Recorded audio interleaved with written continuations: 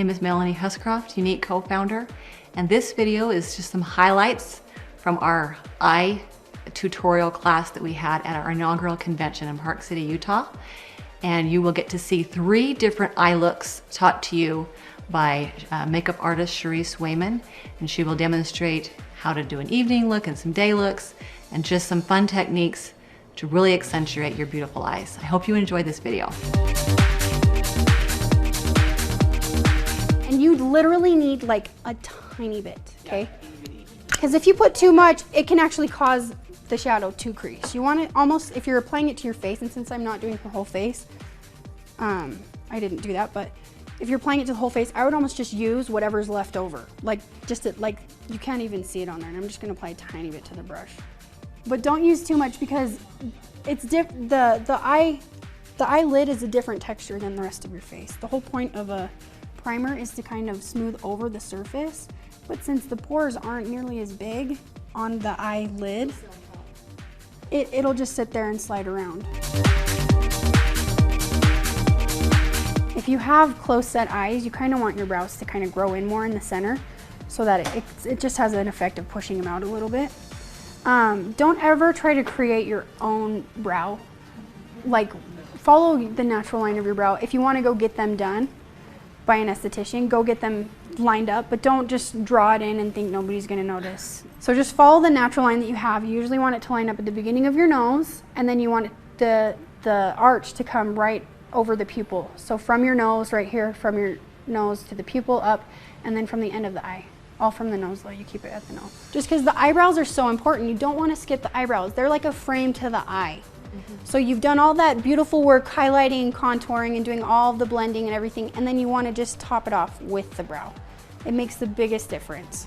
So don't skip on the brows, okay? So I'm gonna start up here where your crease is, and I'm just gonna draw it. And with brows, usually you want to use a color just lighter. Actually, I'm gonna go over here and do this side. So I started on the angle, and you want to make sure you do one side and then the other side and then one side. You don't want to do one whole eye and then the other whole eye because they won't match. You kind of want to do like one step at a time per eye. So I'm starting in the crease again, I'm just drawing it out. All right, so you guys see that, what I did there? And it's good when I do like one and I work it so you can see the difference as I'm going. So I just filled that in. You really want to define those eyebrows. This is a fun little technique you can do with the BB cream. So I'm going to put a little bit of the BB cream on the angle brush, and I'm just going to follow that line that I drew under her eye. Do you see the difference just between the 2 eyes, and I haven't even blended it yet? Then I'm just going to blend that.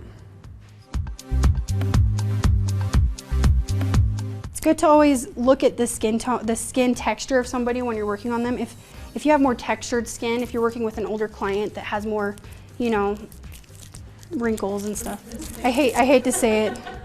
You want to avoid the shimmers because those act as highlights. So like I said, they reflect light. So if you're putting a shimmer over, you know, textured skin or a bump or something, it's actually going to make it look bigger or put more focus on that. So if you're working with an older client, you're going to want to stick to mattes. So matte eyeshadow, matte everything, okay?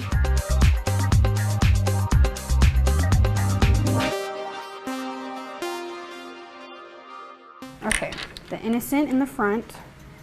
And I'm going to use the crease brush just because I am applying a little bit more color. Then I'm going to use the flirty. Once again, I'm applying a lot more color and then I'll blend it out. And I'm going to put that right on the ball right here.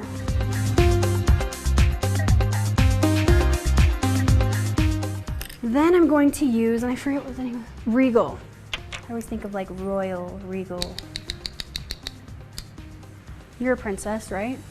Now I'm just applying this out on the outer part, and I'm kind of doing almost like the little, like the lift a little bit like a V, but I'm blending it more. And I'll really do that V in a minute, but I'm still kind of applying it just so that it kind of folds into the crease a little bit on this end. Okay, now I'm really gonna add some drama by adding some of the Corrupted. And since I already applied that purple, that Regal color, the corrupted I'm just going to apply over the purple, and it'll just kind of make it darker.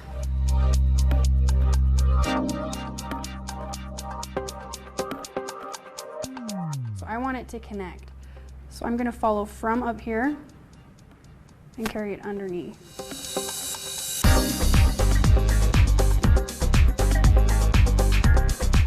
So I followed that underneath, looks really pretty. Okay, and then now I'm gonna use it wet, okay? So I'm gonna get the corrupted, and I'm gonna use a little bit of rose water. So it adds a little bit more moisture than just flat water. Go ahead and close your eyes. And I'm just gonna dab it in. And I'm trying to keep it as close to the lash line as possible.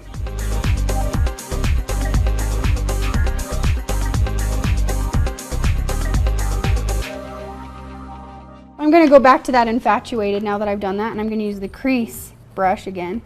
And I'm gonna carry, go ahead and close. I'm gonna carry that right into the, I'm gonna do the V on the outside part. And I'm just gonna do circular motions right there in that area. I'm gonna use a little bit of, I think this is daring, yeah. A little bit of the daring, because you're feeling kind of daring, right? Okay, go ahead and close. And I'm just gonna bring that right in here. Kind of blend it onto the lid a little bit more. Okay, now I'm gonna use a little bit of this Dignified. I actually love Dignified. I'll do Dignified on my bottom part of the eye. I'll use the angle brush, and I'll do like a really smoky look on top and kind of blend it, and then I'll use the Dignified from this part out and kind of like blend it in. It looks really cool. I'm just carrying it into the center, and then I'm gonna blend.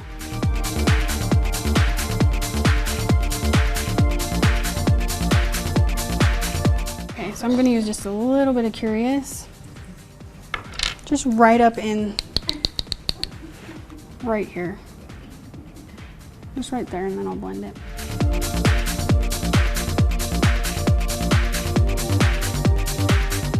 Okay, now I'm going to start doing the cat eye. So I'm going to use some rose water, just because it helps it kind of keep its moisture a little bit more, so that when it starts to dry, it's not as flaky. Kind of holds that all together. And I'm gonna use the angle brush. So I got it wet. Go ahead and close your eyes. And some people will tell you need to start at the front and always go to the end. Just do whatever.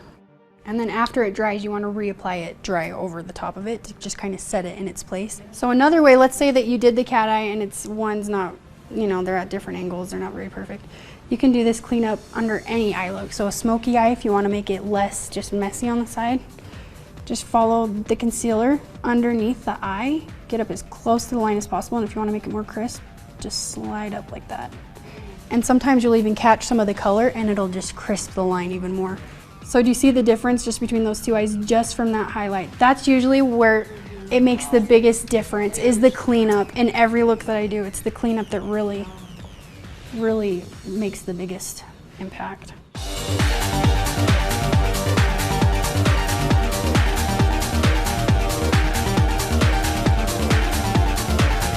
Should I do Curious or Sexy on her highlight on the front part of her eye? What do you think? Sexy? Okay, we'll do Sexy. Because she's sexy and she knows it.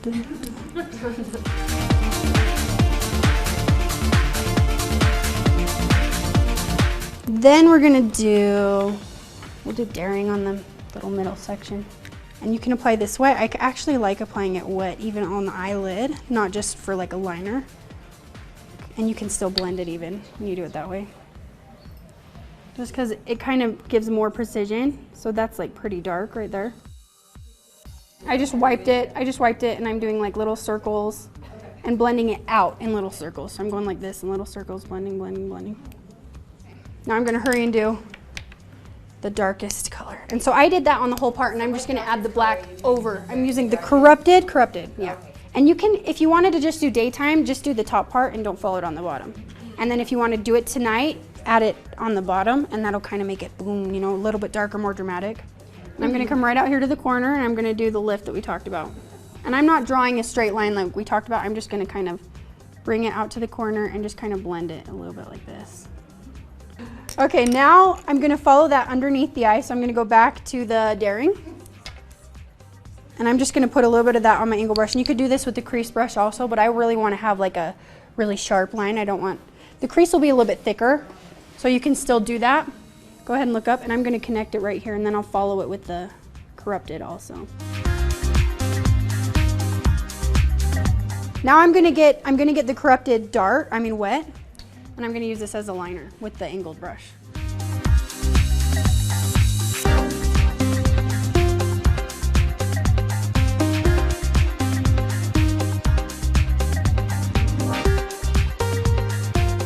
I hope you enjoyed watching this video. Don't be afraid to try those techniques that you've learned. The best way to get better at something is just to experiment and to try new things. Thank you for watching.